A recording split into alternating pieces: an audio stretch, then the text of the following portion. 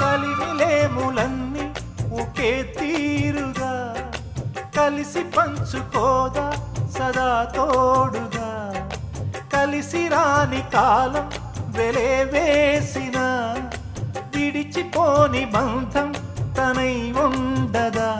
సహధర్మచారిణి సరిలేని వరమని సత్యాన్ని కనలేని నాడు మూడుగా మిగలడా పురుషుడు అపురూపమైనదమ్మ ఆడజన్మ ఆ జన్మకు పరిపూర్ణత ఇల్లాలమ్మా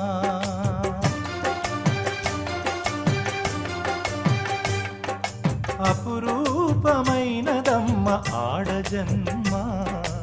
ఆ జన్మకు పరిపూర్ణత ఇల్లాలమ్మా